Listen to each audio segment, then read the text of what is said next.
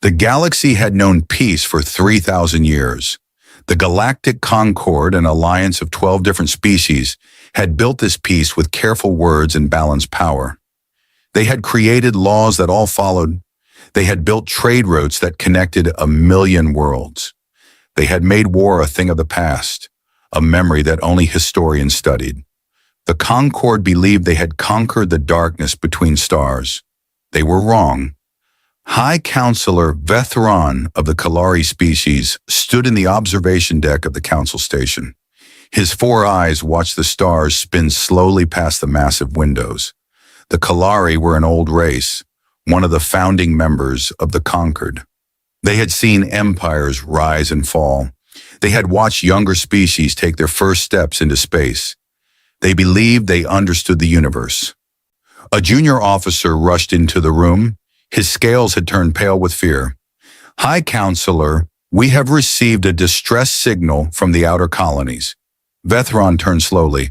"Which colony?" "All of them, sir. All 17 outer colonies have gone silent in the last 6 hours." The High Counselor felt something he had not felt in decades. He felt afraid.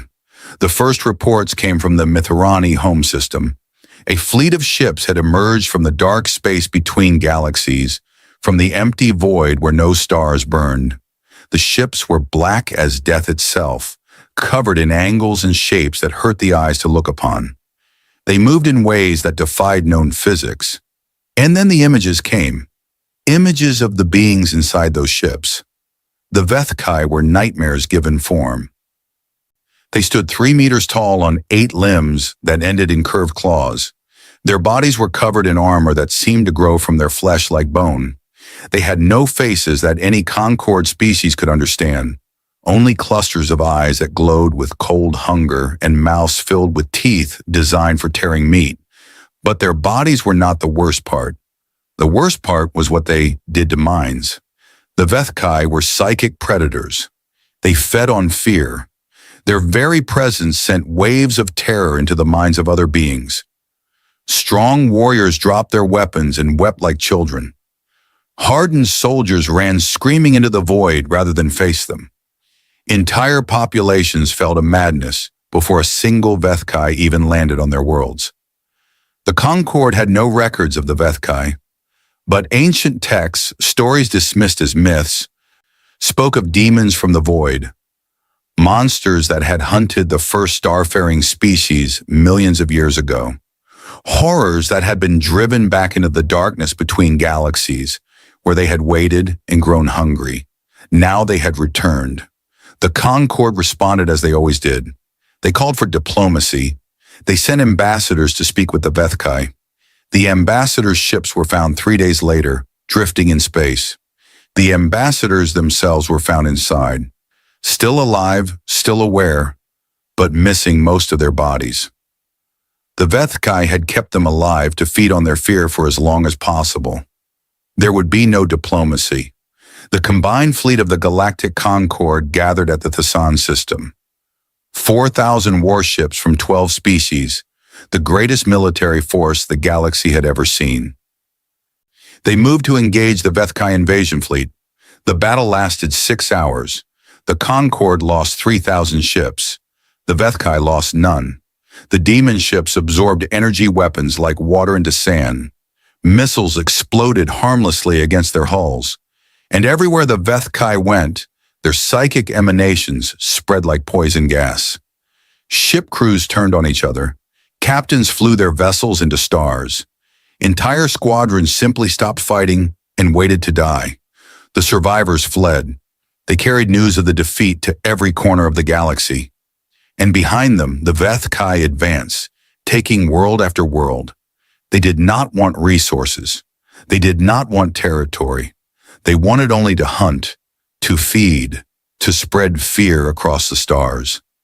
Billions died in the first month. Entire species faced extinction. The Concord, that proud alliance that had maintained peace for millennia, crumbled like paper in a fire. At the edge of the galaxy, far from the main invasion routes, a small species watched these events with careful attention. They were the newest members of the Concord, accepted only 50 years ago. They were considered weak, primitive, barely worthy of membership. They had no great fleets. They had no psychic abilities. They had no ancient wisdom. They were humans. Ambassador Sarah Chen received the news of the Concord's defeats in her office on Earth. She was a small woman with gray hair and calm eyes. She had served humanity for 40 years in various roles. She had seen much in that time, but she had never seen anything like this. "The Kalari have requested our assistance," her aide reported. "They are asking all member species to contribute to the defense effort." Chen nodded slowly. "What do they expect from us?" "Nothing, ma'am. They barely mentioned us in the general communication. We are too small, too far away, too insignificant." Chen smiled at that. It was not a warm smile.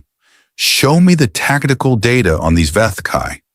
For 3 days, Chen studied everything the Concord had gathered about the enemy. She watched recordings of battles. She read reports from survivors. She analyzed the psychic attack patterns, the combat tactics, the hunting behaviors. Then she sent a message to certain people whose names did not appear in any official records, people who had spent their lives training for situations that most believed would never occur. 3 weeks after the fall of the combined fleet, a Vethkai raiding party entered the human colony system of New Meridian. It was a small force, only 5 ships and perhaps 2,000 warriors. They came expecting easy prey. The humans had no fleet presence in the system. The colony had only basic defenses. It would be a simple hunt. The Vethkai landed in the capital city just as dawn broke over the mountains. They spread through the streets, their psychic emanations washing over the population. They expected screaming. They expected running. They expected the sweet taste of terror.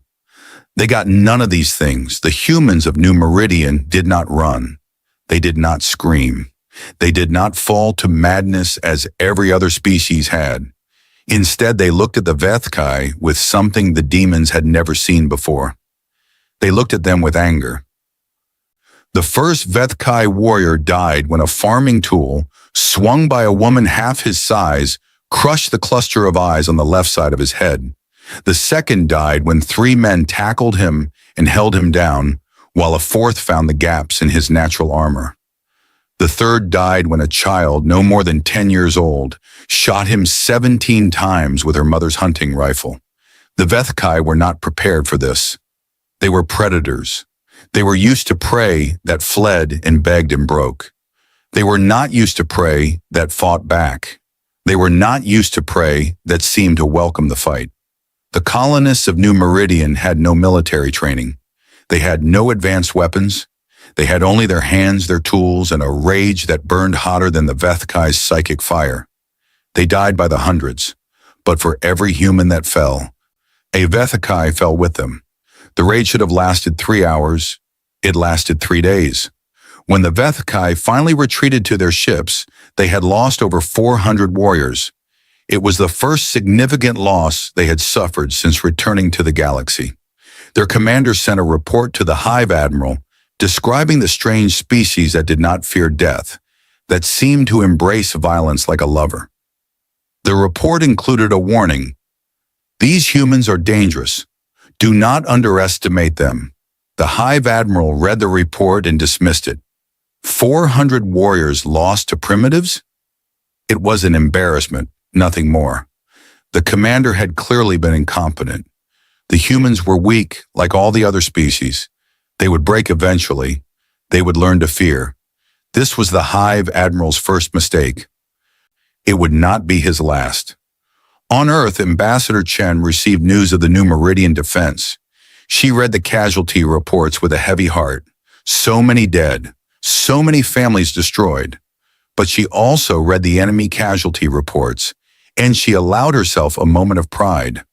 The Vethkai had come expecting sheep. They had found wolves. Chen called a meeting with the heads of Earth's military. They gathered in a secure bunker beneath the Alps, far from any prying eyes or ears. These were hard men and women, People who had dedicated their lives to preparing for threats that most of humanity never knew existed. The Concord will fall, Chen told them. Their fleets are broken. Their populations are in panic. Within a year, the Vethkai will control most of the galaxy. And then they will come for us, General Morrison said. He was a large man with a scarred face and cold eyes. Yes, Chen agreed, but not yet. The Vethkai are focused on the core systems. They see us as insignificant. We have time. Time for what? Admiral Wong asked. Chen looked around the room. These people had trained their entire careers for a moment like this. They had preserved knowledge and skills that most of humanity had forgotten. They had kept alive traditions of warfare that dated back thousands of years to times when humans fought with spears and arrows and nothing but courage. Time to prepare, Chen said. Time to show the galaxy what happens when you threaten humanity. She activated a holographic display.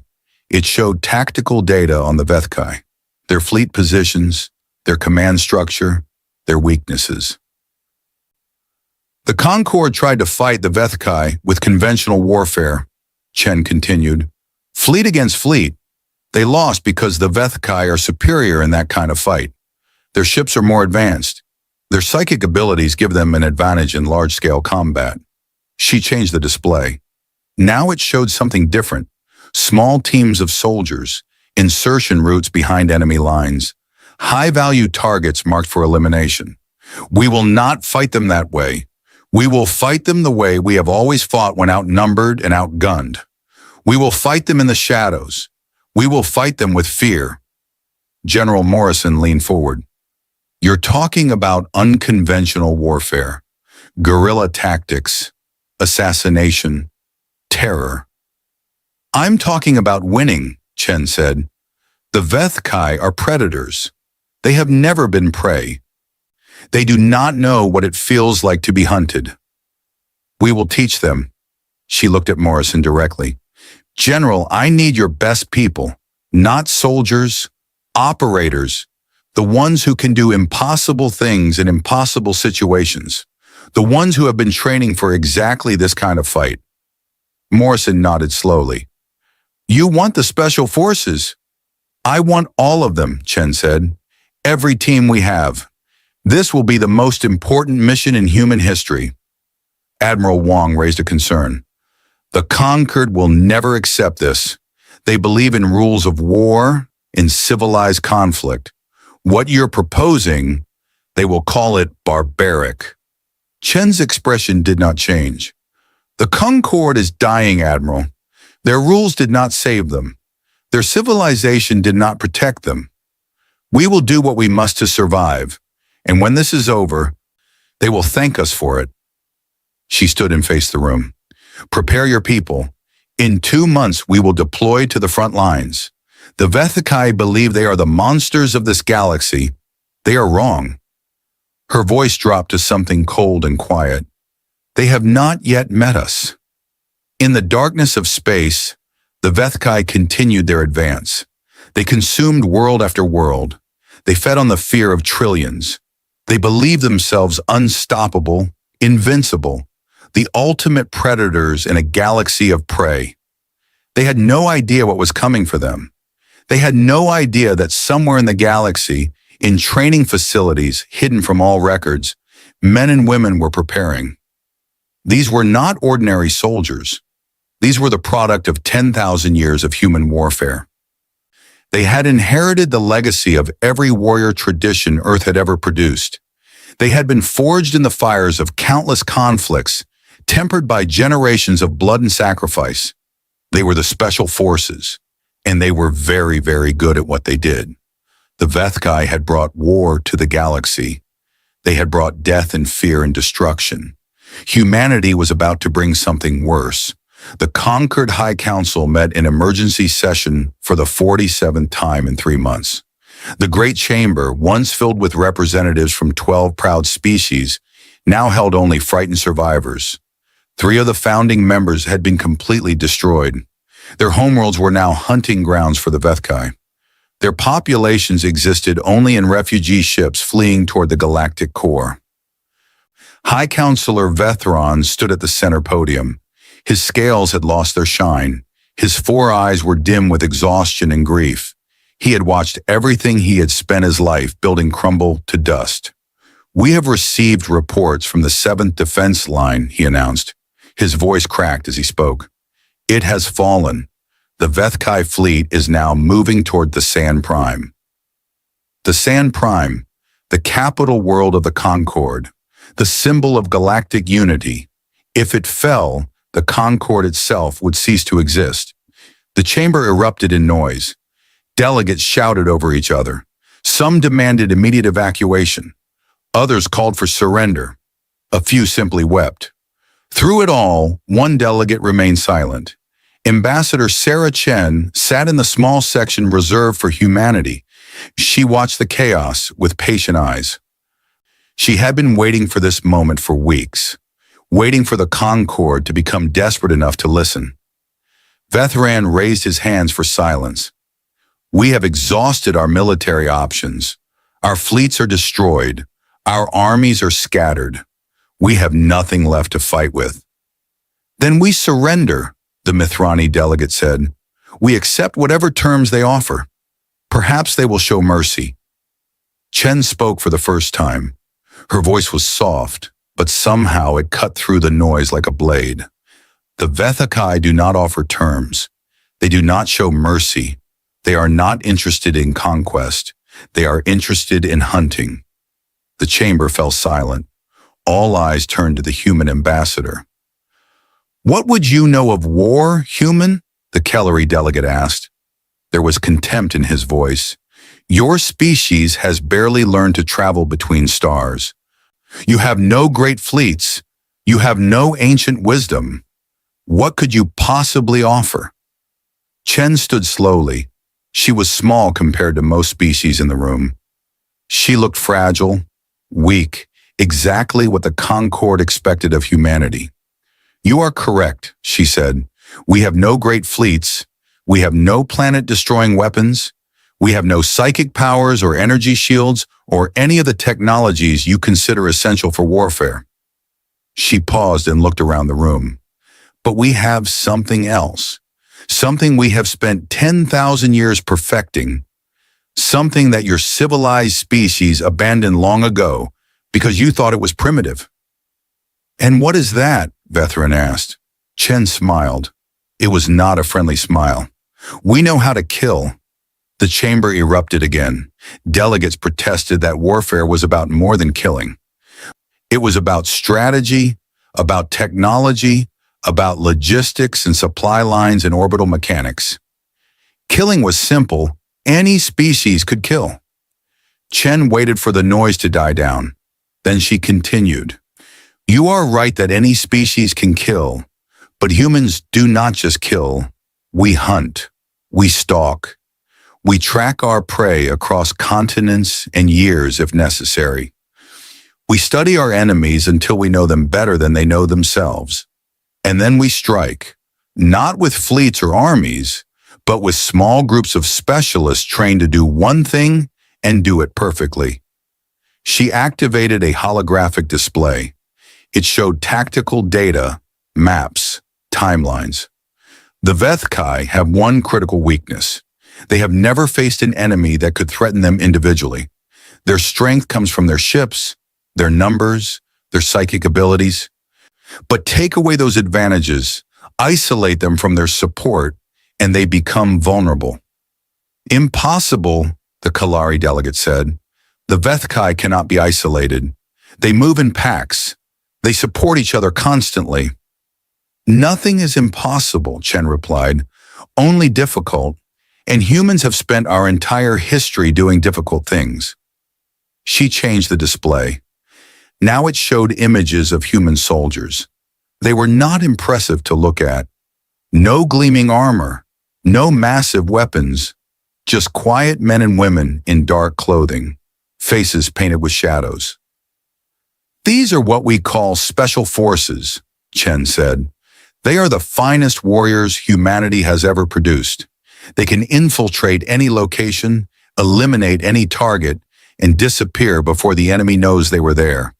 They have trained for years in the arts of unconventional warfare. They have studied the Vethkai since the invasion began. They are ready. Ready for what? Vethron asked. Ready to teach the Vethkai what it means to be prey. The council debated for 3 days. Many delegates argued against accepting human help.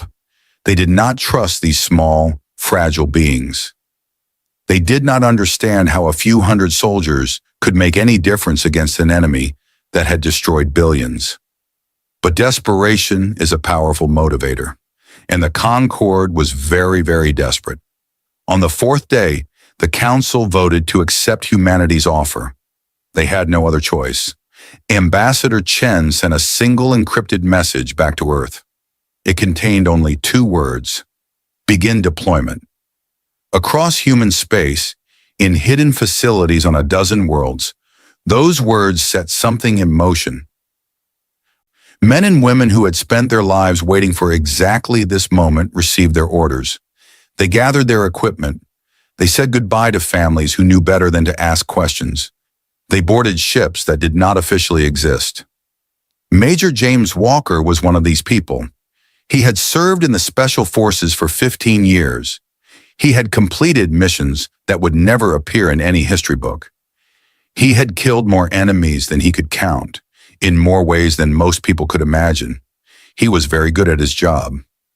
Now he sat in the briefing room of a transport ship, surrounded by his team. 8 men and women, each one a specialist in some aspect of warfare. Snipers, explosives experts, close quarters combat specialists, electronic warfare operators. Together they formed Spectre Team, one of 12 teams being deployed to Thesson Prime. Listen up, Walker said. His voice was calm, almost gentle. It was the voice of a man who had learned that true confidence did not require volume. You've all read the briefing materials. You know what we're facing. The Vethkai are bigger, stronger, and tougher than us. They can see in the dark. They can sense fear. They can shrug off wounds that would kill any human. He paused and looked at each team member in turn. But they have never faced an enemy like us. They hunt in packs because they have never needed to be careful. They rely on their psychic abilities because they have never met a species that could resist them. They believe they are the ultimate predators. Walker smiled.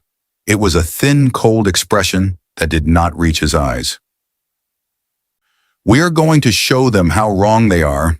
Sergeant Elena Rodriguez, the team's sniper, leaned forward. What's our primary objective? Chaos, Walker replied. The Vethkai have occupied Thesson Prime for 60 days. They have established a command structure, patrol routes, supply lines. They feel safe. Our job is to make them feel unsafe. We will strike their leaders. We will destroy their supplies. We will kill them in ways that make no sense, that follow no pattern, that cannot be predicted or defended against. Psychological warfare, Lieutenant Chen said. He was the team's youngest member, a specialist in electronic systems and communications. Exactly, the Vethkai feed on fear. They have never tasted it themselves. We will give them a full meal. The transport ship traveled for 2 weeks, taking a route that avoided all known Vethkai patrol areas. It was a small vessel, barely larger than a shuttle, designed for stealth rather than comfort. The team spent the journey preparing, studying, planning. They analyzed thousands of hours of footage from Thesson Prime. They memorized the faces and habits of every Vethkai commander. They learned the patrol schedules, the communication frequencies, the locations of supply depots and command centers. They practiced their insertion routes until they could navigate them blindfolded. Walker watched his team with quiet pride. These were not ordinary soldiers. Each one had been selected from thousands of candidates. Each one had survived training programs that killed more than half of those who attempted them. Each one had proven, again and again, that they could do impossible things. And now they would prove it to the galaxy. The transport dropped them at the edge of the Thesan system. They transferred to insertion pods, tiny vessels designed for one purpose, getting them to the surface without being detected. The pods had no weapons, no shields, minimal life support. They were coffins with engines, built to be invisible to sensors. Walker sealed himself into his pod and felt the familiar embrace of the dark. He had done this dozens of times before, falling through space toward enemy territory. But this time was different. This time, the fate of the galaxy might depend on what he and his team did next. The pods fell through the atmosphere of Thesan Prime, their heat shields glowing briefly before cooling to match the temperature of the surrounding air. They landed in a ruined section of the capital city, in an area the Vethkai had already swept and dismissed as empty. Walker emerged from his pod and breathed alien air for the first time. The city around him was devastated. Buildings had collapsed. Streets were choked with debris. Bodies lay where they had fallen, ignored by the Vethkai who had killed them. One by one, his team emerged from their pods. They moved in silence, communicating with hand signals and subtle glances. They gathered their equipment and began to move through the ruins. Somewhere in the distance, a Vethkai hunting cry echoed through the night. The demons were out there, searching for prey, feeding on the fear of survivors who had managed to hide from them. Walker raised his hand, signaling his team to halt. They melted into the shadows, becoming invisible, becoming part of the darkness itself. The Vethkai were masters of the hunt. They had spent millions of years perfecting their predatory instincts. They could track prey across continents. They could sense fear from kilometers away. They believed no creature could hide from them. They were about to learn that humans were not ordinary creatures. Walker watched a Vethkai patrol pass within 10 meters of his position. The demons moved with casual arrogance.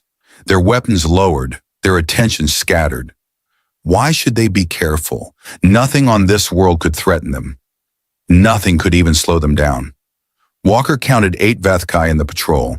He noted their weapons, their formation, their communication devices. He memorized the markings on their armor, which identified their unit and rank. He recorded everything in his mind, building a picture of the enemy's structure and habits. The patrol passed. They never knew he was there. Walker signaled his team to move. They flowed through the ruins like water, silent and unstoppable. They had trained for years to move without making sound, to blend with any environment, to become ghosts. Tonight they were learning the terrain. Tomorrow they would begin the hunt. Across the city, 11 other teams were doing the same thing. 214 human operators scattered through a city occupied by 60,000 Vethkai. The numbers were absurd. The odds were impossible. But the special forces had never cared about odds. They cared about results. In orbit above Thesan Prime, the Vethkai Hive Admiral reviewed reports from the surface. The occupation was proceeding as expected. Resistance had been minimal. The surviving population was broken and terrified, perfect for hunting. One of his subordinates mentioned that human ships had been detected at the edge of the system. Small vessels, insignificant, probably refugees trying to escape. The Hive Admiral dismissed them without concern. Humans were weak. Everyone knew that. He returned to planning the next phase of the invasion. There were still many worlds to conquer, many species to hunt. The galaxy was full of prey, and the Vethkai were very hungry. He never noticed the shadows that had begun to move through his territory. He never sensed the predators that had begun to study his forces. He never imagined that the hunters were about to become the hunted. That night, for the first time in millennia, the Vethkai would learn what it meant to be afraid. The wolves had awakened, and they were very, very hungry. Commander Vexthal had served the Vethkai Hive for 300 years. He had hunted prey across 1,000 worlds. He had killed more sentient beings than he could count. He was one of the most decorated warriors in the invasion fleet, trusted by the Hive Admiral himself. On the 61st day of the occupation of Thesson Prime, he died without ever seeing his killer. It happened at dawn. Vexthal stood on the balcony of what had been the planetary governor's mansion, surveying his domain. The city below him was broken, its buildings shattered, its streets empty except for the occasional Vethkai patrol. It was perfect. It was exactly what a conquered world should look like. He felt something impact his head. A small hole appeared in the cluster of eyes on his left side. Before he could understand what had happened, his body collapsed. 800 meters away, Sergeant Elena Rodriguez lowered her rifle. She had been lying in the rubble of a collapsed building for 19 hours, motionless, barely breathing.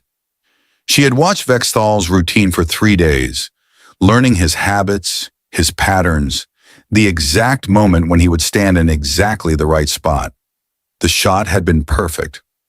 Subsonic ammunition, modified to penetrate Vethakai natural armor, a single round through the primary brainstem, exactly where she had calculated it would cause instant death. Rodriguez did not celebrate.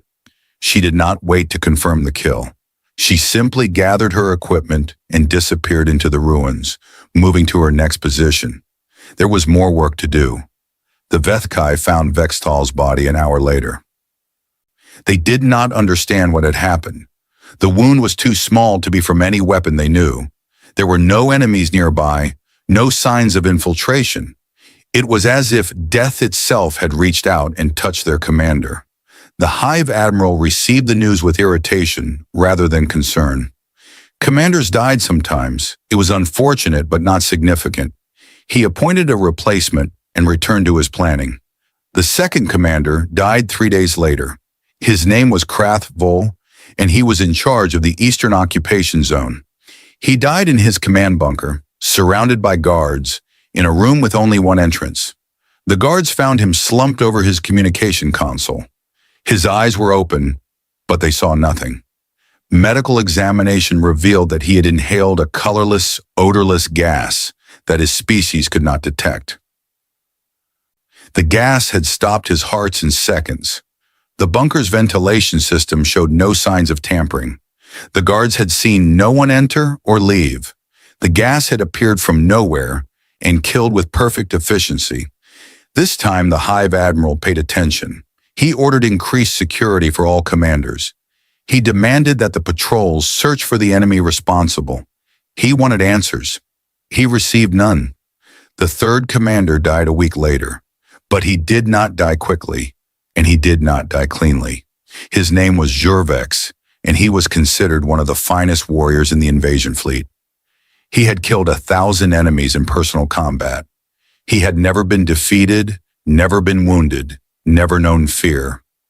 On the night of his death, Jurvex was leading a patrol through the industrial district. He had volunteered for patrol duty to show his warriors that there was nothing to fear.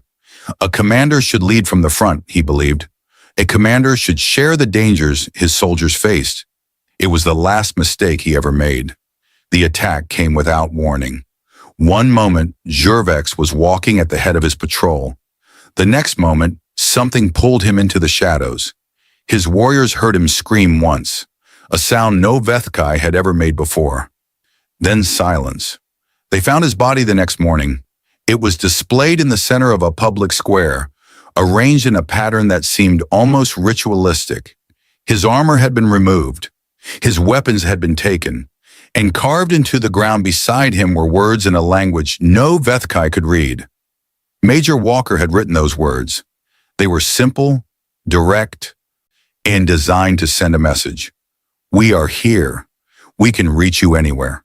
And you cannot stop us. The Hive Admiral received this news with something close to panic.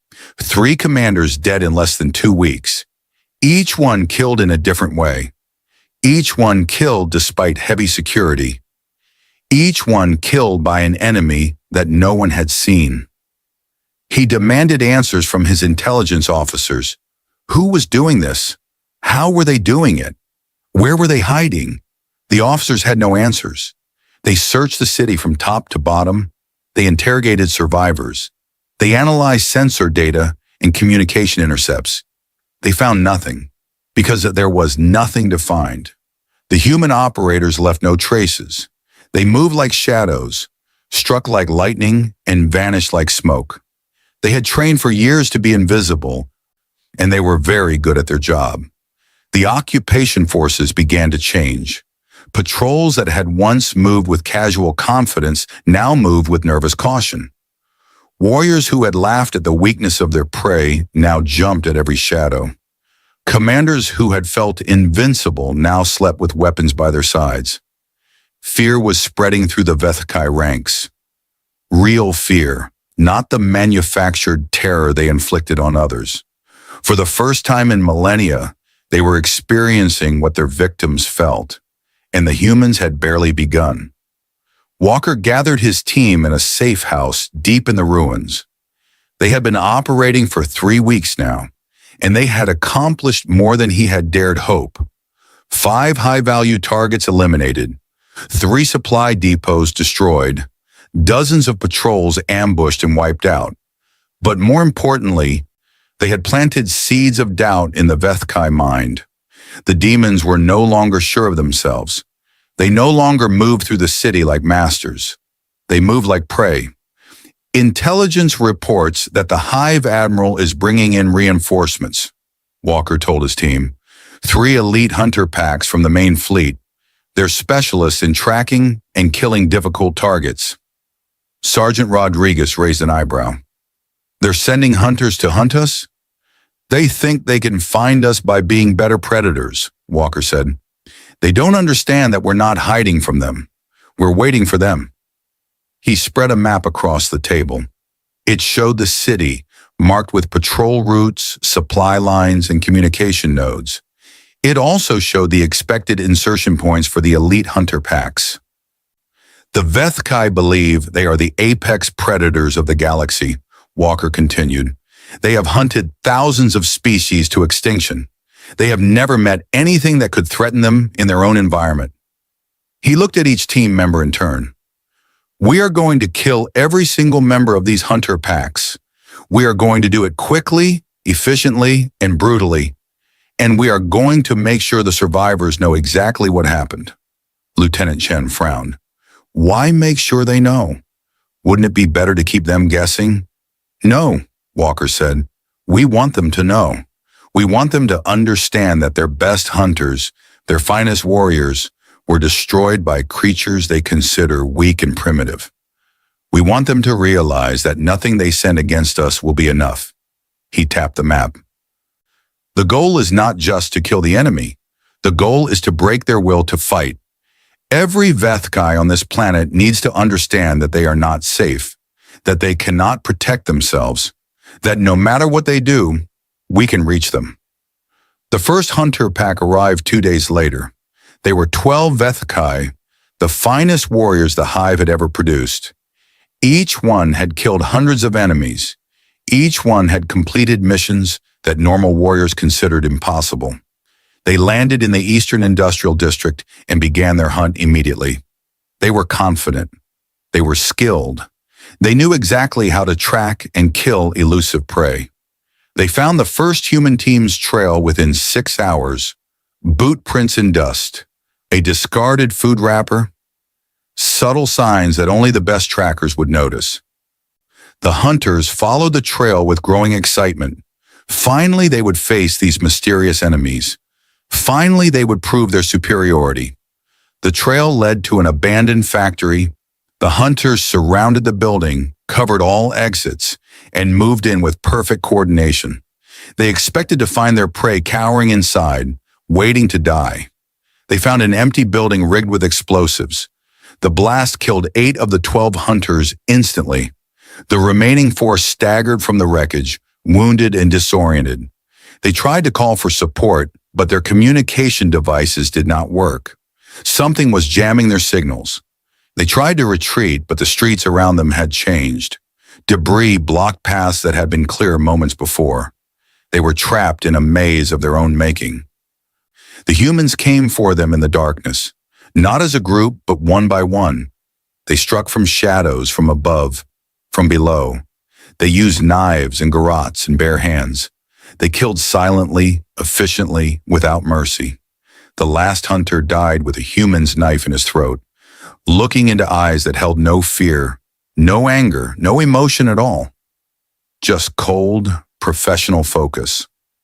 Walker cleaned his blade and signaled his team to move. One hunter packed down. 2 to go. The second pack lasted 3 days. The third lasted less than 1. By the end of the week, 36 of the Vethkai's finest warriors were dead. None had killed a single human. None had even managed to see their killers clearly. The Hive Admiral received the news in his command ship above Thesson Prime. He stared at the reports for a long time, trying to understand what he was reading. His best hunters destroyed. His occupation forces paralyzed by fear. His entire strategy crumbling. He summoned his war council. The commanders who attended were nervous, constantly looking over their shoulders. They had all heard the rumors now. Something was hunting the hunters, something that could not be stopped. "We must respond with overwhelming force," one commander suggested. "Level the entire city, kill everything that moves, remove any possible hiding place for these creatures." The Hive Admiral considered this. It was the traditional Vethkai response to resistance. Destroy everything. Leave nothing alive. But something told him it would not work here. "They are not hiding in the city," he said slowly. "They are the city. They move through it like blood through veins." Destroying the city would not destroy them. It would only make them harder to find. "Then what do we do?" another commander asked. His voice cracked with something that sounded dangerously like fear. The Hive Admiral did not answer. For the first time in his long life, he did not know what to do. Far below, in the ruins of Thesson Prime's capital, Major Walker received a message from Ambassador Chen. The Concorde was watching. The galaxy was watching. What the Special Forces were doing was being noticed. Walker read the message and allowed himself a small smile. Phase 1 was complete. The Vethkai were afraid. Their command structure was destabilized. Their morale was shattered. Now it was time for Phase 2. He gathered his team and the other operators who had survived the first weeks of the campaign. 203 humans, tired but determined, ready for whatever came next.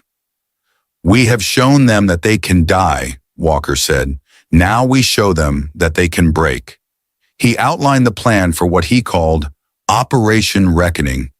It would be the largest coordinated strike the Special Forces had ever attempted. It would hit 17 targets simultaneously. It would demonstrate, once and for all, that the Vethkai could not protect themselves, their leaders, or their infrastructure. And it would include a personal message for the Hive Admiral himself. The operators dispersed into the darkness, each one moving toward their assigned position. They had 36 hours to prepare, 36 hours to rest, to plan, to sharpen their weapons and their minds. And then the night would belong to them. The Vethkai had taught the galaxy to fear the dark. Now they would learn why humans had always feared it too. Because in the dark, the monsters were real, and sometimes the monsters were human. The Hive Admiral Zarvoth had conquered 17 worlds in his career. He had broken 100 species. He had watched civilizations crumble before the might of the Vethkai. He was considered one of the greatest military leaders his species had ever produced. Now he sat alone in his chambers, unable to sleep, jumping at every sound. It had been 42 days since the human operators had begun their campaign. In that time, the occupation of Thesson Prime had transformed from a triumph into a nightmare. 23 commanders were dead. Hundreds of warriors had been killed in ambushes, accidents, and attacks that came without warning. Supply lines had been cut so many times that some units were running out of ammunition. But the worst part was the fear. The Vethkai were a species that fed on terror. They had evolved to sense it, to savor it, to draw strength from it. They had always been the ones who caused fear, never the ones who felt it. Now they understood what their prey had always experienced. and they could not bear it. Soldiers refused to patrol alone. They traveled in groups of 10 or more, weapons constantly ready, eyes scanning every shadow. They knew it would not help. The humans had killed patrols of 20 without suffering a single casualty, but moving in groups made them feel safer, even if it was an illusion. Commanders slept in shifts, if they slept at all. They had learned that sleeping alone was dangerous. 3 commanders had been killed in their beds, throats cut so cleanly that their guards never heard a sound. Now they surrounded themselves with warriors at all times, hoping that numbers would provide protection. Communication officers had stopped using standard frequencies. The humans seemed to intercept every message, to know every plan before it was executed. Secure channels that had never been broken were compromised within hours. The Vethkai had started using runners to carry messages, like primitives from a forgotten age, and everywhere rumors spread. Whispers of ghosts that could walk through walls, stories of demons that could appear and disappear at will, tales of humans who felt no fear, no pain, no mercy. The soldiers had begun performing ancient rituals, prayers that had not been spoken in generations. Ceremonies meant to ward off evil spirits. They carved protective symbols into their armor and painted their faces with sacred marks. The officers pretended not to notice. Officially, such superstitions were forbidden. The Vethkai were a species of science and reason. They did not believe in demons or spirits, but privately some officers had begun performing the rituals themselves. Intercepted communications told the story of a military force that was breaking apart. Walker read the transcripts with cold satisfaction. Unit 7-3 reports that 5 warriors have abandoned their posts. They are requesting permission to execute the deserters. Commander Vexthul has refused to leave his bunker for 3 days. His subordinates are unsure how to proceed. The soldiers are asking for more guards. There are not enough guards. They are threatening to stop patrolling entirely. Something killed 6 warriors in Sector 9 last night. There are no witnesses. There is no evidence. The soldiers are saying it was spirits. Walker set down the transcripts and looked at his team. They were tired. They had been operating continuously for 6 weeks, sleeping in shifts, eating field rations, living in the ruins like animals. But their eyes were sharp and their spirits were high. The enemy is breaking, Walker said. Their morale is destroyed. Their command structure is paralyzed. They are ready for the final blow. He activated a holographic display showing the city and the surrounding area. 17 targets were marked in red. Power stations, communication hubs, supply depots, command centers. Operation Reckoning will hit all of these targets simultaneously. The goal is not just to destroy infrastructure. The goal is to demonstrate that we can strike anywhere, anytime, with perfect coordination. We want them to understand that there is nowhere they can hide. Sergeant Rodriguez studied the display. What about the Hive Admiral? He's been in orbit since the campaign began. We can't reach him up there. Walker smiled. It was a thin, predatory expression. The Hive Admiral landed 3 days ago. He's in the Planetary Command Center trying to personally restore order. He thinks his presence will boost morale. He made himself a target, Lieutenant Chen said. He made himself our target, Walker agreed. Team 3 will penetrate the command center while the other attacks are in progress. Their objective is not to kill the Hive Admiral. Not yet. Their objective is to deliver a message. He explained the plan in detail. It was complex, dangerous, and required perfect timing from 12 different teams. One mistake could expose them all, but the Special Forces did not make mistakes. That was why they were special. The 42nd night of the occupation began like any other. The stars wheeled overhead. The ruins of the city stood silent. Vethkai patrols moved through the streets, nervous and alert. At exactly midnight, the first power station exploded. It was not a small explosion. The blast could be seen from orbit, a pillar of fire that lit up the night sky. The power station had provided electricity to the entire northern occupation zone. Now it was a crater. Before the Vethkai could respond, the second explosion came, then the third, then the fourth. Across the city, power stations, communication arrays, and supply depots erupted in flames. The explosions came in perfect sequence, each one timed to cause maximum chaos and confusion. Emergency channels filled with panicked reports. Units tried to respond but found their communications jammed.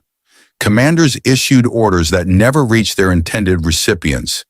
The Vethkai command structure, already weakened by weeks of attrition, collapsed completely. And while the explosions provided distraction, Team 3 moved through the darkness toward the planetary command center. The command center was the most heavily defended location on Thesson Prime. 300 guards surrounded it at all times. Multiple layers of security protected every entrance. The Hive Admiral himself had designed the defenses, confident that nothing could penetrate them. Team 3 was 8 operators. They approached from the waste processing tunnels beneath the building, a route so obvious that the Vethkai had dismissed it as impossible. After all, the tunnels were filled with sensors and traps. No one could navigate them without being detected. No one except humans who had spent 3 weeks mapping every sensor and disabling every trap, one by one, without triggering any alarms. They emerged inside the security perimeter at exactly 12:17, while the attention of every guard was focused on the chaos outside. They moved through the building like shadows, avoiding patrols, slipping past checkpoints, ascending through maintenance shafts toward the upper levels.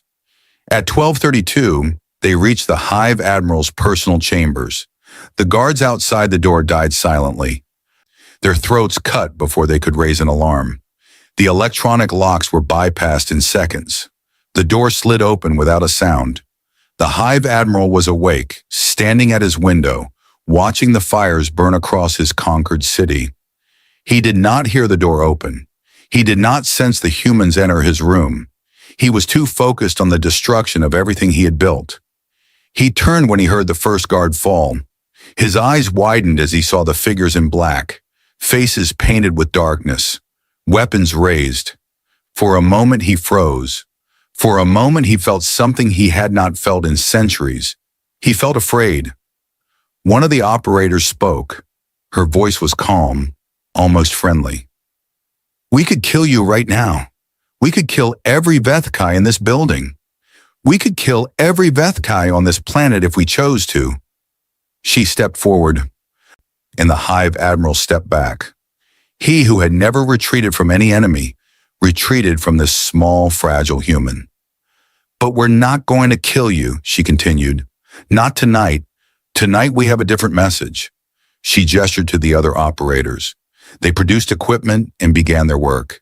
The Hive Admiral watched in horror as they disabled his communication systems, removed his weapons, and bound his guards with restraints that the Vethkai could not break. "We see you," the operator said. "We know you. We can reach you anywhere, anytime, through any defense you can imagine. There is no place in this galaxy where you will be safe from us." She produced a knife. It was a simple weapon, primitive by Vethkai standards. But in her hands it seemed more dangerous than any plasma cannon. "This is a lesson," she said. "Remember it." The knife moved. The Hive Admiral screamed. When the Vethkai guards finally broke into the chambers, they found the Hive Admiral on the floor. He was alive, but he would never walk again. His legs had been removed with surgical precision, the wounds cauterized so he would not bleed to death. On the wall above him, written in his own blood, were words in the human language. A translator was brought to read them. "We see you. We know you. Run."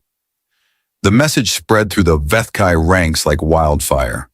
The Hive Admiral, their supreme commander, had been attacked in his own chambers. The humans had passed through 300 guards, 17 security checkpoints, and the most advanced defenses the Vethkai possessed. and they had chosen not to kill him, just to prove that they could. The psychological impact was devastating. If the Hive Admiral was not safe, no one was safe. If the most protected being on the planet could be reached, anyone could be reached. Warriors who had been fighting through their fear suddenly lost the will to continue. Desertion rates skyrocketed. Units refused to leave their barracks. Commanders refused to leave their bunkers. And still the attacks continued. Every night brought new deaths, new explosions, new reminders that the humans were out there, watching, waiting. The Vethkai had brought war to the galaxy. They had spread terror across 1,000 worlds. They had fed on the fear of billions. Now they understood what it meant to be on the other side. On the 45th night, a Vethkai soldier was found alone in a ruined building. He had been there for 3 days, hiding, too afraid to move. When rescue teams finally reached him, he was clutching a crude protective charm and whispering prayers to gods his species had abandoned millennia ago. He told his rescuers that he had seen something in the darkness, something with the face of a human, but the eyes of a demon, something that had looked at him, considered him, and decided to let him live. They are not creatures, he whispered. They are punishment. They are what comes for those who hunt the innocent. His superiors dismissed his words as madness, but privately many of them wondered if he was right. The Vethkai had always believed they were the ultimate predators. They had hunted countless species across the galaxy. They had never encountered anything that could threaten them. Now they had found something worse than a predator. They had found a species that had spent 10,000 years perfecting the art of war. A species that did not fear death, did not accept defeat, did not stop until its enemies were destroyed. They had found humanity, and humanity had found them. In orbit above Thassan Prime, the Vethkai fleet began preparing for withdrawal. The invasion was not over, the commanders told themselves. They were simply regrouping.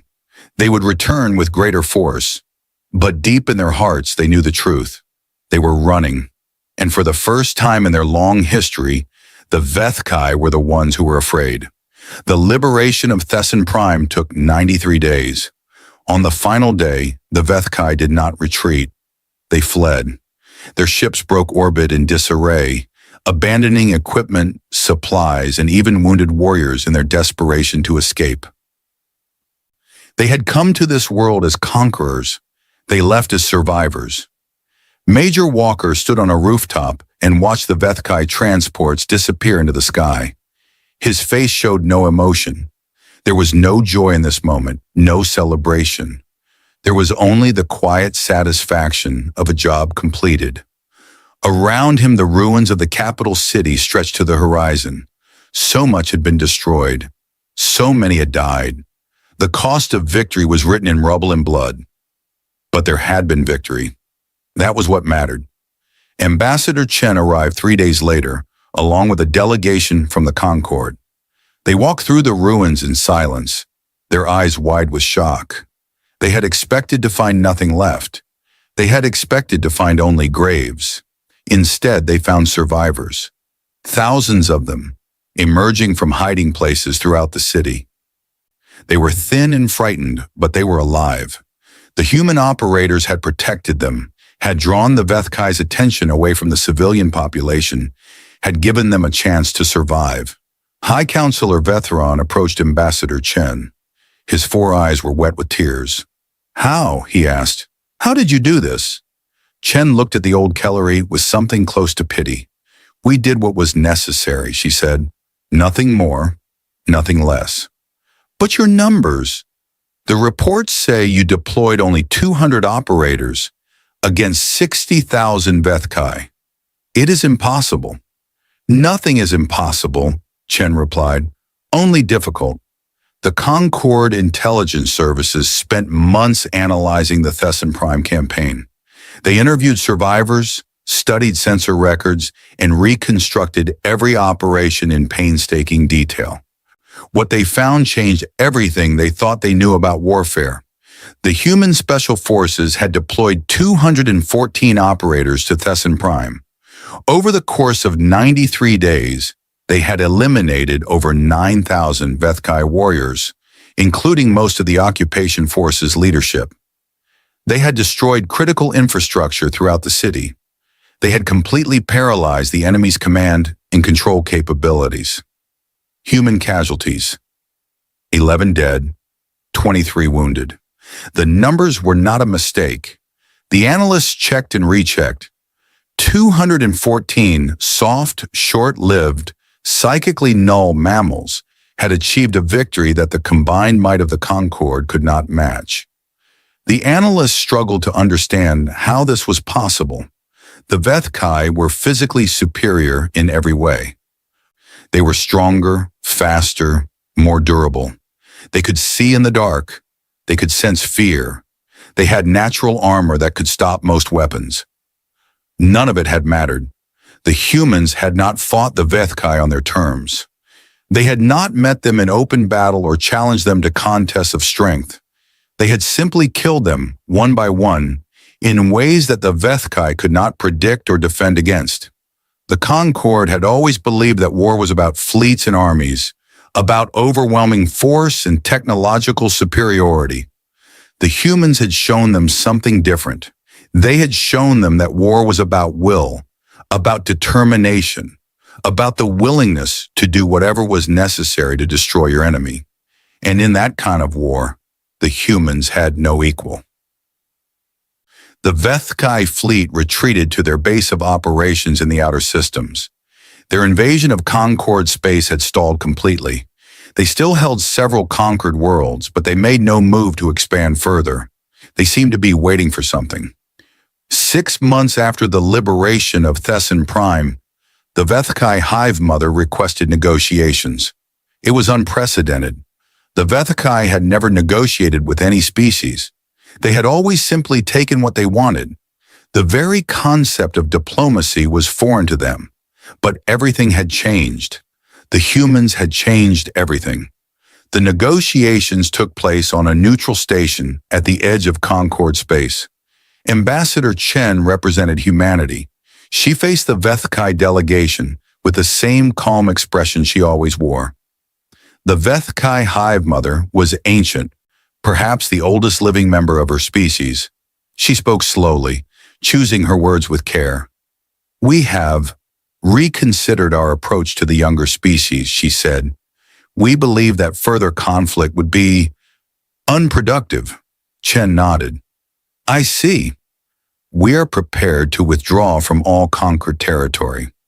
We will return the surviving populations of the worlds we have occupied. We will provide compensation for the damage we have caused. And in exchange?" The Hive Mother's eyes flickered with something that might have been shame. "We ask only that you do not pursue us, that you do not hunt us as we hunted you." Chen was silent for a long moment. She thought of the billions who had died. She thought of the worlds that had been destroyed. She thought of the survivors who would carry the scars of this invasion for generations. Then she thought of what further war would cost. More death, more destruction, more families torn apart. "We accept your terms," she said, "on one condition. Name it. You will never return. You will never threaten the Conquered or any of its member species again. If you violate this condition, we will not negotiate. We will not accept surrender. We will follow you to the edges of the universe if necessary, and we will destroy you completely." The Hive Mother shuddered. She believed every word. "Agreed," she said. The treaty was signed. The Vethkai withdrew from Concorde space and disappeared into the void between galaxies, back to whatever darkness had spawned them. They kept their word. They never returned. But the galaxy did not forget. The Concorde held a ceremony to honor humanity's contribution to the war. Representatives from every surviving member species gathered to offer their thanks. They gave speeches about courage and sacrifice. They presented awards and medals. Major Walker and his surviving operators attended in their dress uniforms. They stood quietly while the speeches were made, accepting the thanks with the same professionalism they had shown throughout the campaign. When it was over, High Counselor Vethran approached Walker. The old Kellery looked at the human with an expression that mixed gratitude with something else, something like fear. "We have studied your history," Vethran said. "We have learned about your species' past, the wars you fought among yourselves, the weapons you created, the suffering you inflicted on each other." Walker said nothing. "We always wondered why you never stopped fighting," Vethran continued. "Why you continued to make war even after you had the technology to destroy your own world. We thought it was a sign of your primitive nature, your barbarism." He paused. "Now we understand. You were not fighting because you did not know better. You were fighting because you were preparing. Your entire history has been training for something like this." Walker finally spoke. "We hoped we would never need to use what we had learned. We hoped the galaxy would be peaceful, that we could leave our warrior traditions behind and join civilized society. And now?" Walker looked at the old Kalari with eyes that had seen too much. "Now we know that peace is not given. It must be earned. It must be protected. And sometimes protecting it requires doing terrible things." Vethran nodded slowly. "You are a frightening species, humans. I say this not as an insult, but as a simple truth. You are capable of great kindness and great cruelty, great creation and great destruction. You contain multitudes that other species cannot comprehend." "We know," Walker said. "We have always known." In the years that followed, humanity's place in the galaxy changed forever. They were no longer seen as the weak, primitive newcomers who had barely earned membership in the Concord. They were seen as something else entirely. Other species looked at humans differently now. They saw the shopkeepers and scientists, the artists and farmers. They saw the friendly smiles and the helpful nature, but they also saw something else lurking beneath the surface. They saw the warriors. The special forces returned to their hidden bases and their quiet lives. Most of them retired, content that they had done their duty. A few continued to serve, training the next generation, passing on the knowledge that had saved the galaxy. Major Walker returned to Earth. He bought a small farm in a quiet valley and spent his days growing vegetables and watching the sunset. His neighbors knew him as a kind man who never spoke of his past. But sometimes, late at night, he would stand on his porch and look up at the stars. He would remember the friends he had lost. He would remember the enemies he had killed. He would remember the terrible, necessary things he had done to protect his people. And he would hope that no one would ever need to do them again. The Vethkai kept their promise. They never returned to conquered space. But they did not forget what had happened on Thesson Prime. They could not forget. In the darkest hours of their homeworld's night, when the shadows seemed to move and ancient fears rose unbidden, they taught their young about the humans, not as history, but as warning, as prayer. They told stories of the small, fragile beings who had defeated the unconquerable. They spoke of the ghosts who moved through darkness, like fish through water. They whispered about the creatures who felt no fear, who showed no mercy, who hunted the hunters until nothing remained. And they told their children to be careful, to be humble, to never again draw the attention of that terrible species from the galaxy's edge. Because humans, they whispered, do not fight like civilized beings. They do not follow the rules of honorable warfare. They do not accept defeat or offer surrender. They fight like something far older, far hungrier, far more dangerous than any demon. They fight like the monsters that monsters fear. And in the end, that was humanity's true gift to the galaxy.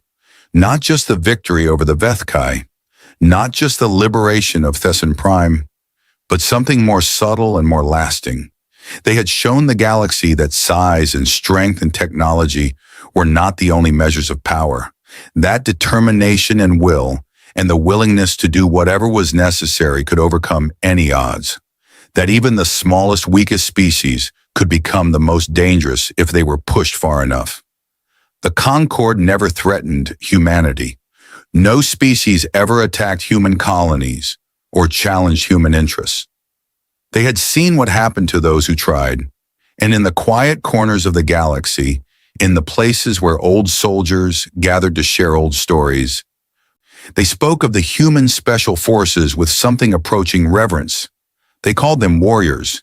They called them heroes. They called them saviors. But mostly they called them by the name that the Vethkai had given them, the name that had spread across 1,000 worlds and would be remembered for 1,000 years. They called them the demons who made demons quiver. And they were right. The space around Nexus Prime was busy. Hundreds of ships moved in neat lines, following invisible paths to the massive space station that served as the Galactic Council's main office. The station looked like a silver flower with 20 petals, each one a docking arm for different types of ships. Captain Vel stood at his control station, watching the screens. His grayscales caught the blue light from the displays. He was having a normal day. Checking ships, approving papers, sending messages. The usual work of running the busiest dock in the Empire. "Sir, all diplomatic ships are on schedule," said Officer Traz, his assistant. "The Jurgen ambassador will arrive in 10 minutes." Vel nodded. He was Jurgen too, and meeting one of his own kind was always nice in this mix of aliens. "Good. Make sure the welcome team is ready." That's when the alarm sounded. Vel's head snapped up. "What is that?" "Unknown ship, sir," said Traz, his fingers moving quickly over the control panel. "It just appeared at the edge of our space. It's heading for the diplomatic line." "Show me," ordered Vel. The main screen changed to show a ship unlike any Vel had seen before. It was dark gray with red markings on its side. It was shaped like a spear, with engines that glowed blue at the back. It was big too, at least a war cruiser class. "Run identification," said Vel, feeling a cold fear in his stomach. Traz tried. The computer made a negative sound. "No match in our system, sir, but there's writing on the hull. It says, UNSC NVICTUS. UNSC. Vel repeated. "What species uses that code?" Another officer, Mira, looked up from her station. Her skin was blue and her eyes wide with shock. "Sir, I ran a deep search. UNSC stands for United Nations Space Command." "Nations? United?" Vel frowned. Then it hit him. "Wait. That's a human ship." The room went silent. Everyone knew about humans. They were the dangerous species from the small blue planet in a far corner of the galaxy. The ones who fought endless wars against their own kind. The ones who were supposed to be trapped in their own solar system for at least another 100 years. "Impossible," whispered Vel. "They can't have this technology yet." Mira shook her head. The Empire's reports said they were still using chemical rockets and had just reached their own moon. "Well, that report was wrong," said Traz, pointing at the screen. "Because that's definitely a human warship, and it's definitely heading straight for us." Vel took a deep breath. "Hail them. Now." A moment later, the screen changed to show a human face. The alien looked strange to Vel, with its flat features and fur on top of its head. It wore a dark uniform with small metal pieces on the shoulders. "This is Commander Jack Stone of the UNSC Invictus," said the human. Its voice was deep but clear. "Requesting permission to dock for the Galactic Trade Summit. We're here as Earth's representatives." Vel blinked several times. "Earth representatives. There must be some mistake. Humans are not invited to the summit." The human named Stone looked confused.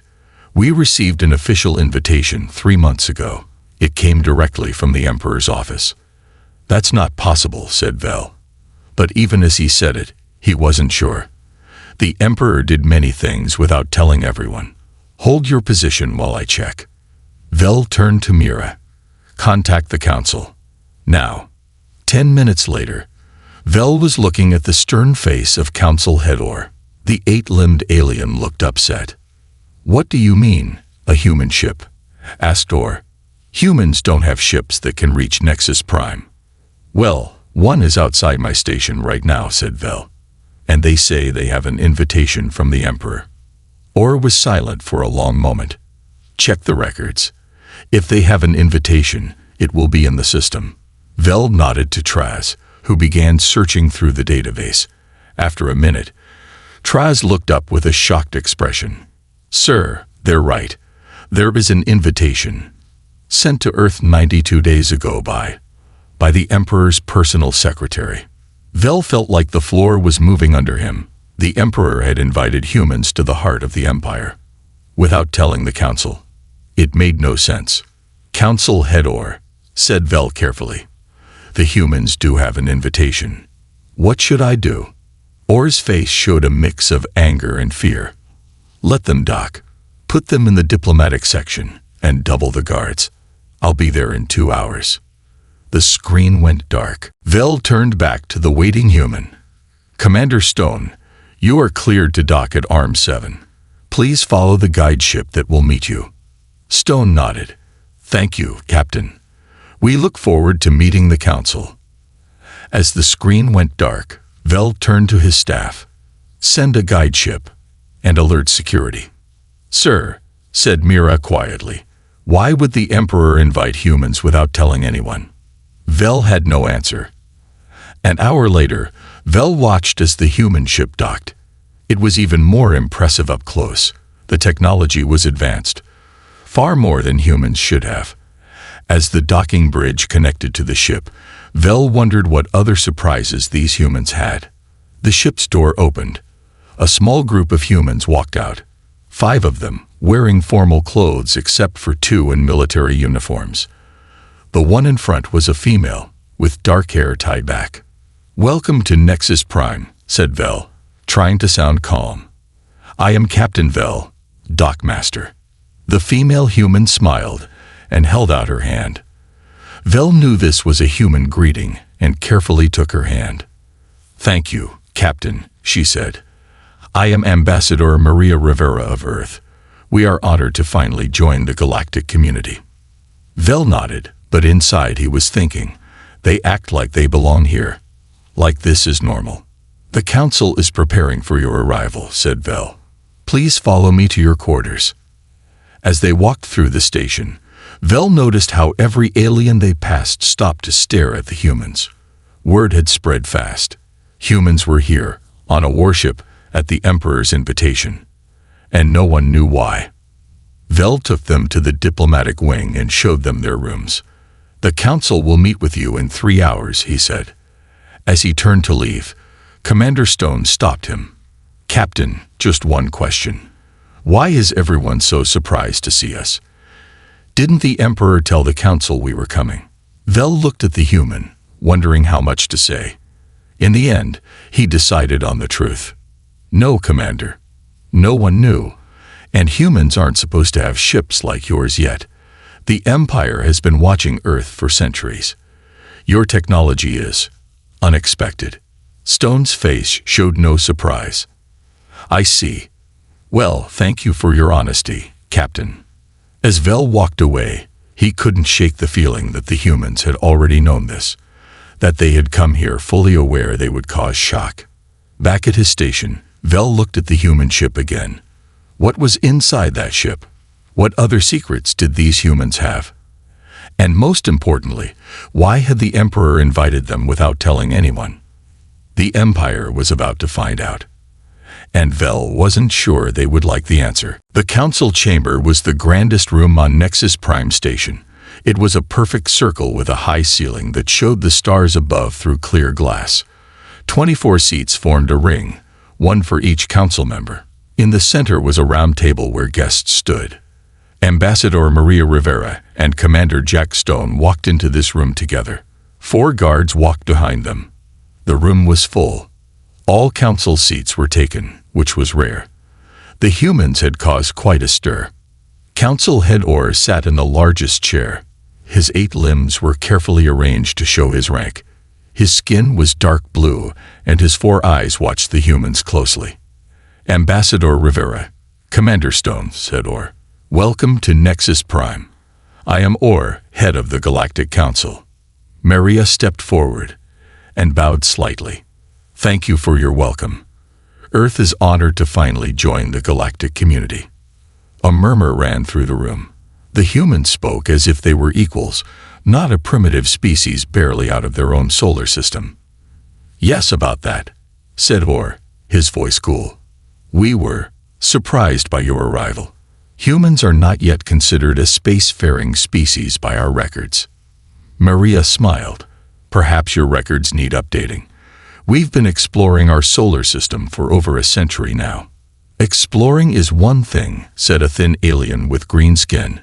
Building warships capable of traveling between stars is quite another. Stone spoke up. The Invictus is a diplomatic vessel with standard defenses, council member. Krell, said the green alien, Intelligence Director Krell, and that ship is no diplomatic vessel. Our scans show weapon systems far beyond what humans should possess. Should possess, Stone repeated, his voice still friendly, but with a hard edge. Who decides what technology a species should have? The room went quiet. It was a direct challenge to the Empire's authority. Orr cleared his throat. What Director Krell means is that we monitor the development of all species in the galaxy. It helps us decide when to make first contact. Yet here we are, said Maria, invited by the Emperor himself. Yes, said Orr slowly. That brings us to our main question. Why? Before Maria could answer, the main doors opened. A tall figure walked in. He wore a red uniform with gold trim. His face was long with gray fur and sharp teeth. Everyone in the room stood up quickly. Admiral Tavix, said Orr, sounding surprised. We weren't expecting you. Admiral Tavix nodded to the council. The Emperor sent me to welcome our human guests. He turned to Maria and Stone, looking at them with yellow eyes. Ambassador, Commander, I am Admiral Tavix, head of the Imperial Fleet. Maria bowed. Admiral, we are honored. The honor is mine, said Tavix. The Emperor has been watching Earth with great interest. Your species has shown remarkable adaptability. Director Krell stepped forward. Admiral, with respect, the Council has questions about this invitation. Humans are listed as a Class 3 species. They should be observed, not invited to trade summits. Tavix smiled, showing his sharp teeth. The Emperor has his reasons, Director. Reasons he will share during the summit tomorrow. Orr looked uncomfortable. We would appreciate knowing those reasons now, Admiral. All in good time, said Tavix. He turned back to the humans. For now, our guests need rest. Ambassador Rivera, Commander Stone, may I show you to the diplomatic reception? The other summit guests are eager to meet you. With that, Tavix led the humans out of the council chamber, leaving the council members looking at each other in confusion and worry. The diplomatic reception was held in a large hall with windows showing the stars outside. Hundreds of aliens from all parts of the Empire moved around, talking and eating strange foods. The humans stayed close together, watching everything with careful eyes. They're afraid of us, whispered Ben Roberts, the ship's security officer. He stood next to Stone, looking like a simple guard, but missing nothing. Stone nodded slightly. Not just afraid. Confused. They don't know why we're here. Do we? Asked Roberts. Stone watched Admiral Tavix talking to some important-looking aliens across the room. Not completely. The invitation was real, but there's more to this than a simple trade summit. Maria joined them, holding a drink with blue liquid. The other ambassadors are curious about Earth. They asked the strangest questions. One wanted to know if we still live in caves. Stone smiled. What did you tell them? That some of us do. As vacation homes. Maria's eyes twinkled. Commander, have you noticed the military presence here? For a diplomatic station, there are a lot of soldiers. Yes, said Stone. And they're watching us very closely. Roberts leaned in. Permission to explore the station, sir. Get a feel for the place. Stone thought for a moment, then nodded. Granted, but be careful. Don't go anywhere restricted. Roberts smiled. Of course not, sir. He slipped away into the crowd. Admiral Tavix approached them, holding a glass. Ambassador, Commander, are you enjoying the reception? Very much, said Maria. Though I notice not all council members are here. Ah, yes, said Tavix. The council is divided on many issues, including humans. Why is that? Admiral, asked Stone directly. Why does the Empire fear humans? Tavix looked surprised, then laughed. Direct, aren't you? I like that. He looked around, then lowered his voice. The Empire has watched your kind for centuries. Your wars, your art, your strange mix of cruelty and kindness. You fight each other endlessly, yet unite against common threats. You build weapons of terrible power, then use that same technology to heal and create. He took a sip from his glass. Most species in the galaxy follow predictable paths of development. Humans do not.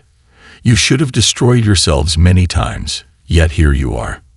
And that worship of yours, it shouldn't exist. Not yet. Is that why we're here? Asked Maria. To explain ourselves. Tavix's yellow eyes gleamed. No, Ambassador. You're here because the Empire needs something only humans can provide. But that is for the Emperor to explain. Across the room, Director Krell watched the humans talking to Admiral Tavix. His green face showed no emotion, but his hands were tight around his glass. Those humans should not be here, he said quietly to another council member. They are dangerous, unpredictable. The Emperor invited them, said the other alien. Yes, said Krell, and that worries me most of all. Meanwhile, far from the reception, Lieutenant Roberts moved silently through a quiet corridor. Despite Stone's orders, he was heading toward a restricted area. The human, Lieutenant Ben Roberts, moved quietly through the empty halls of Nexus Prime Station. His black uniform helped him blend with the shadows. Years of training on Earth had taught him how to move without being seen. The restricted section was ahead. 2 guards stood at the door, tall aliens with 4 arms and scaly skin. Roberts waited, watching their patterns. Every 20 minutes, 1 guard walked down the hall to check the other doors. When the guard left, Roberts made his move. He slipped past the remaining guard using a small device that created a brief sound down another hallway. As the guard turned to look, Roberts was already through the door. Inside was a large room filled with computers. The walls glowed with blue light from many screens. Roberts moved to the main computer and took out a small tool from his pocket. This was a device engineer Tom Rayleigh had made specially for this mission. All eyes turned to the 3 humans. Their history shows remarkable skills in warfare, said the Emperor. They have fought thousands of wars among themselves, developing creative ways to defeat enemies. Their adaptability is unmatched in the galaxy. Maria stood up. Emperor Malox, may I speak? The hologram looked down at her. You may, Ambassador. We came here believing this was a trade summit, a chance for Earth to join the galactic community, not to fight in a war. The Emperor's 4 eyes blinked slowly. The summit is real, Ambassador. But the threat is also real. We didn't just invite you to help us fight. We believe humans can win this war for us. Stone exchanged looks with Rayleigh. This explained a lot. At that moment, Robert slipped into the hall and moved to Stone's side. He whispered something in the commander's ear. Stone's face darkened. Emperor Malox, said Stone, standing up. We need to discuss this further. Earth cannot commit to a war without understanding all sides of the conflict. All sides, repeated the Emperor. There are no sides, Commander, only survival. With respect, said Stone, my security officer has just discovered some interesting files in your restricted database. Files about the Void Collective's origins. The Emperor's hologram flickered slightly. Admiral Tavix stood up quickly. This is not the place for such discussions, Commander. Perhaps we should continue this privately. I agree, said Stone. Ambassador Rivera, Engineer Rayleigh, Lieutenant Roberts, let's return to the Invictus. As they left the hall, Rayleigh spoke quietly to Stone. Commander, the station's power core uses the same technology as our dimensional rift experiments. I know, said Stone. Roberts found the files. Someone stole our technology 30 years ago. The question is, how? Maria looked worried. And the Void Collective? What did Roberts find about them? Roberts glanced around to make sure no one was listening. They're not what the Emperor claims. They're not some alien enemy. They're a rebellion made up of species the Empire has enslaved. Enslaved. Maria stopped walking. But the Empire presents itself as a peaceful union of worlds. For some worlds, yes, said Roberts. The species represented in the Council are the privileged few. Thousands of others are treated as resources to be used. Stone's face was grim. And now they want us to help them put down a rebellion of slaves. The humans looked at each other. What they had learned changed everything. The glorious galactic empire was built on the suffering of countless beings. And now, humans had to decide which side they were really on. Back on the UNSC Invictus, Commander Stone called an emergency meeting. The 4 humans sat around a table in the secure room at the center of the ship. No alien technology could listen to them here. What we've learned changes everything, said Stone. His face was serious as he looked at his team. We came here thinking we were joining a peaceful galactic community. Instead, we're being recruited as weapons in a civil war. Ambassador Maria nodded. And worse, we're being asked to help put down a rebellion of enslaved species. Engineer Rayleigh spread out diagrams on the table. They showed the station's power core and Earth's dimensional rift technology side by side. The designs were almost identical. Someone took our early plans, said Rayleigh. 30 years ago, Earth scientists were working on this technology in secret. The plans were stolen, but we never knew who did it. Now we know, said Roberts. The Empire has been watching us more closely than we thought. They didn't just observe from a distance. They've been stealing from us. Maria looked troubled. The question is, what do we do now? If we refuse to help the Empire, Earth could be seen as an enemy. And if we help them fight the Void Collective, we're helping oppressors crush those fighting for freedom, added Stone. The room was quiet as each human thought about this problem. They had come to Nexus Prime proud to represent Earth. Now they faced a moral choice that could affect their entire planet. We need more information, Roberts finally said. I only accessed part of the restricted files. There's more to learn about the Void Collective and why they're fighting now. Stone nodded. Agreed. Roberts, go back and.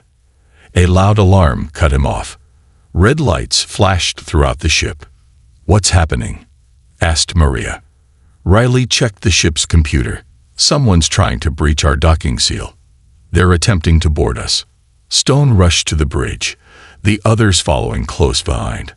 On the main screen, they could see armed soldiers outside their ship. The soldiers wore the green uniforms of Imperial security. Director Krell stood at the front, giving orders. Stone opened the communication channel. Director Krell, what is the meaning of this? Krell's green face appeared on the screen. Commander Stone, by order of the Galactic Council, we are seizing this vessel for inspection. Your technology is too dangerous to remain in human hands. This ship is Earth territory, said Maria, stepping forward. You have no right to board without permission. We have every right, replied Krell. Your species is classified as Level 3. You shouldn't have this technology. We need to study it to ensure it doesn't threaten the Empire. Stone's eyes narrowed. And if we refuse? Then you prove humans are the danger we always suspected, said Krell. You have 5 minutes to open your doors, or we will open them for you. The screen went dark. Can they break through our hull? Asked Maria. Rayleigh shook his head. Not easily, but they could damage the ship enough to trap us here. Stone turned to his crew. Prepare for emergency departure. Roberts, Man the weapons station. Don't fire unless I give the order. You're planning to break away from the station? Asked Maria. That could start a war between Earth and the Empire. I think Director Krell is planning that anyway, said Stone grimly. He wants our technology and will use force to get it. As the humans prepared to defend their ship, the main screen lit up again. This time, Admiral Tavix appeared. Commander Stone, stand down, he said. I'm ordering Director Krell to withdraw his forces. On the screen, they could see Tavix arrive at the docking bay. He confronted Krell, and after a heated argument, Krell's soldiers began to back away. Tavix turned back to the screen. Commander, may I come aboard? Alone. We need to talk. Stone hesitated, then nodded. Very well, Admiral. One person only. 10 minutes later, Admiral Tavix sat in the Invictus's meeting room. The 4 humans watched him carefully. I apologize for Director Krell's actions, said Tavix. He exceeded his authority. Did he? Asked Stone. Or was this a test to see how humans would react under pressure? Tavix looked at Stone with newfound respect. You are perceptive, Commander. Yes, Krell was testing you. And you passed. You showed restraint even when threatened. We're not here to start conflicts, said Maria. But we won't allow our ship to be seized either. Tavix nodded. Understandable. Now, I believe you've discovered some uncomfortable truths about our empire. You mean the enslaved species, the stolen technology, the fact that the Void Collective is actually a rebellion. Stone's voice was hard. The empire has existed for 10,000 years, said Tavix. Not all of its practices are admirable. But the Void Collective is more dangerous than you realize. He took out a small device and placed it on the table. It projected an image of a devastated planet. This was Corvus Prime, a peaceful world. The Void Collective didn't just fight the military there. They destroyed everything. 15 billion lives gone. The humans looked at the image in silence. The rebels have become as cruel as their oppressors, continued Tavix. Yes, they have reasons to hate the Empire, but their revenge threatens innocent worlds too. Why are you telling us this? Asked Maria. Tavix stood up. Because the Emperor lied to you. Humans weren't invited as allies but as test subjects. The Empire wanted to study human warfare before deciding whether to conquer Earth or destroy it entirely. The humans stared at him in shock. They fear you, Tavix explained. Humans accomplish in decades what takes other species centuries. Your adaptability terrifies them. And you? Asked Stone. What do you want, Admiral? Tavix looked at each human in turn. I want change. The Empire has grown corrupt. Many of us see it, but change must come without destroying everything we've built. You want us to help reform the Empire, said Maria, while also stopping the Void Collective. Yes, said Tavix. Starting tomorrow at the summit, the Emperor will ask you to commit Earth to the war. What you say will shake the future of both our peoples. After Tavix left, the humans gathered again. Do we trust him? Asked Roberts. Partially, replied Stone. He told us the truth about the Emperor's plans for Earth, but he wants to use us for his own goals too. So what do we do? Asked Rayleigh. We're just 4 humans on one ship. Maria looked at her companions. We do what humans have always done when faced with impossible choices. We find a third option. Late that night, as the others slept, Lieutenant Roberts received a strange message on his computer. It came through a frequency no one in the Empire should know about. The message was simple. Humans, we are the Void. We must speak. Your kind understands slavery. You once abolished it. Help us do the same. The choice was becoming clearer and much harder. The final day of the summit arrived. The Great Hall was packed with representatives from every corner of the Empire. The air was tense. Everyone knew today would change the future of the galaxy. Commander Stone stood on the bridge of the UNSC Invictus, looking at the station through the main window. His mind was heavy with the weight of the choice before him. "Commander," said Lieutenant Roberts, approaching. "It's time." Stone nodded. "Is everyone ready?" "Yes, sir." Ambassador Rivera is prepared to speak. Engineer Riley has the data ready to present. And Roberts lowered his voice. "Our other guest is hidden in the secure room." That other guest had arrived secretly during the night. Only Lieutenant Roberts had met with them, a representative of the Void Collective named Only Light. The being was made of crystalline material that shifted colors as it spoke. Roberts had recorded the entire conversation. "Good," said Stone. "Let's hope this works." The human delegation entered the summit hall last. All eyes turned to watch them. Ambassador Maria Rivera walked with confidence, her head high. Behind her came Commander Stone, Lieutenant Roberts, and Engineer Riley. Emperor Malax's hologram appeared above the stage, larger than before. "Today," the Emperor began, "the Empire faces its greatest threat. The Void Collective continues to destroy our worlds. We must unite against this enemy." His four eyes turned to the humans. "Earth has been invited to join our fight.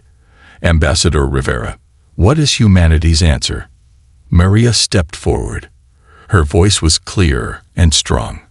"Emperor Malax, before Earth can answer, we must address some concerns." Murmurs ran through the crowd. This was not the eager agreement the Emperor had expected. "What concerns, Ambassador?" The Emperor's voice was cold. "The truth about this conflict," said Maria. "Lieutenant Roberts, please share what you've discovered." Roberts activated a small device. Images appeared in the air, the same restricted files he had found. They showed the true history of the Void Collective, how they had once been many different species, all enslaved by the Empire to mine resources from dangerous worlds. How they had evolved over centuries of harsh treatment, their bodies changing to survive in deadly environments. "The Void Collective are not invaders," said Roberts. "They are former slaves of the Empire, fighting for freedom." The hall erupted in shock. Many council members stood up, shouting denials. Director Krull moved toward the stage, his face twisted in anger. "This is treason," he shouted. "Guards, seize them." But Admiral Tavik stepped forward. "Hold," he commanded. The guards stopped, confused by the conflicting orders. The Emperor's hologram flickered. "These lies will not be tolerated. The humans have clearly allied with our enemy." "Not lies, Emperor," said Stone, stepping forward. "Truth. Engineer Rayleigh, show them."